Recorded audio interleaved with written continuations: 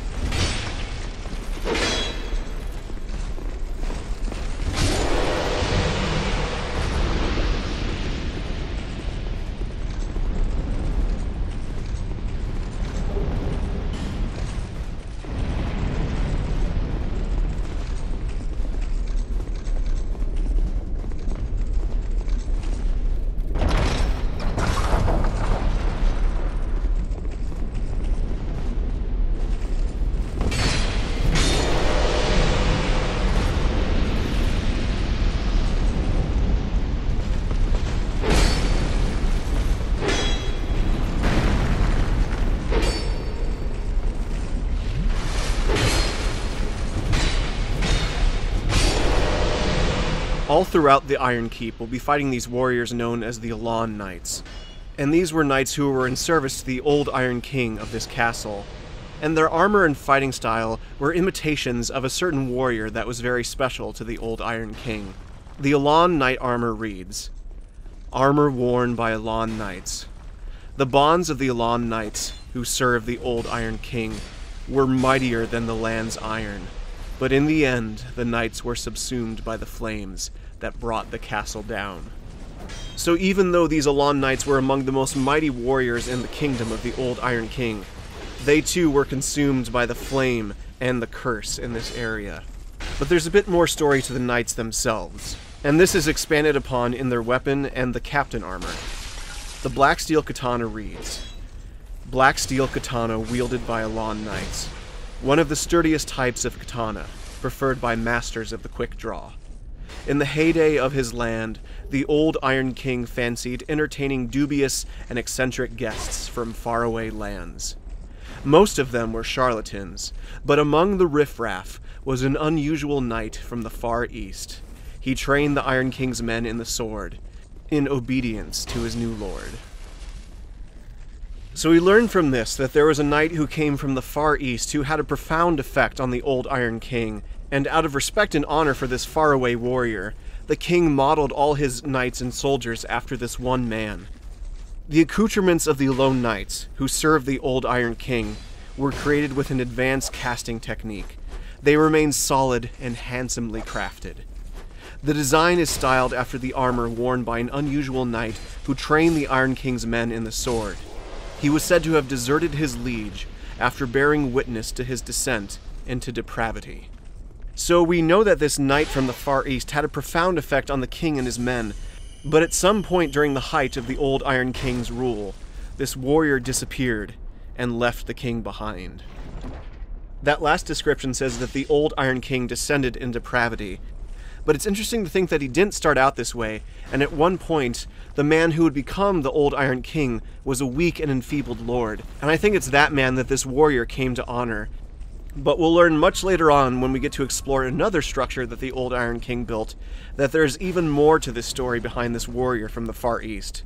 But we'll get to that all in due time.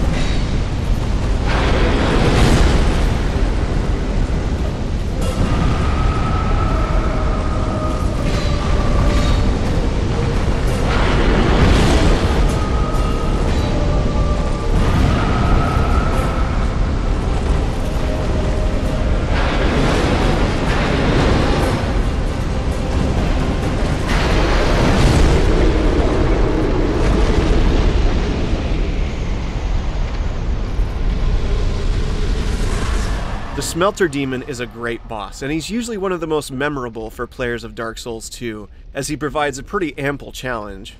But his presence here is key to the story of the old Iron King. The Smelter Demon's soul reads, "Soul of the Smelter Demon, that haunts the castle that sunk into a pool of iron. The old Iron King's life was taken by a massive iron that had been given a soul. Was this metal Goliath here from the beginning, or was it a product of the king's conceit?" And that question at the end of the description there is very intriguing indeed. We know that the old Iron King loved making vast, monumental structures, but it's very possible he made this warrior too, but when he gave life to this metal creation by giving it a soul, it brought ruin to the old Iron King and all of his kingdom. The earth spouted fire, and a beast arose from the flames. The short-sighted king was incinerated by the creature in one swing, and his castle devoured in a sea of flames. So we see now that the Smelter Demon was the catalyst for bringing the end to the old Iron King, or at least his human form, as the essence of the old Iron King still remains here in this keep, and has fused together with a great being that dwells within the fire. But before we can reach the lord of this ruined Iron Keep, we'll still have to face many of his forces.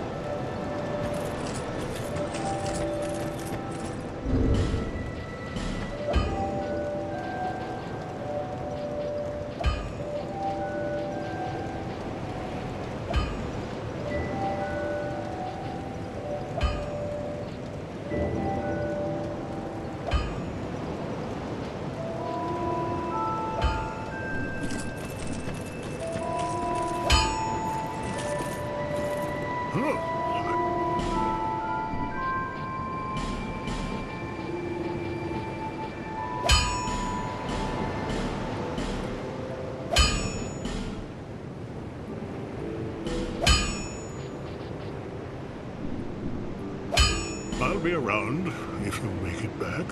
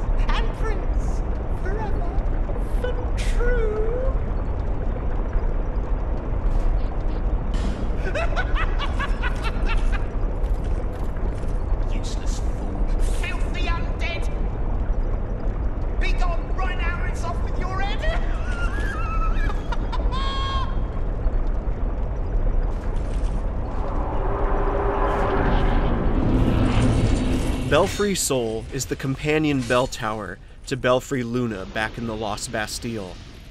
As I said back when we explored Belfry Luna, these two structures were made out of love for the prince and princess who could never truly be together.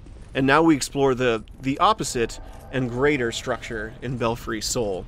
There are a couple more enemies here than there are in Belfry Luna, and I usually tend to get invaded more here too, so I was even more surprised that I didn't get invaded in Belfry Sol. I guess I've been lucky so far in avoiding human invasions altogether, and we'll see if we can keep that lucky streak going for the rest of the playthrough.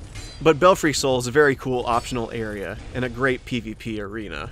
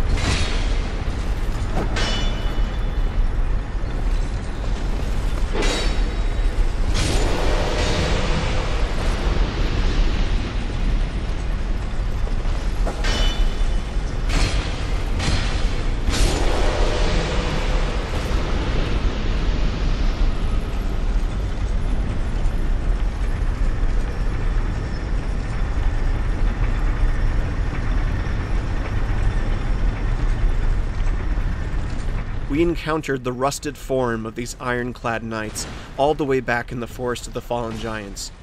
There they had been reanimated by Vendrick's forces, but we find here the point of their origin. The ironclad soldiers were minions created by the old Iron King, their life granted by an enchantment of souls.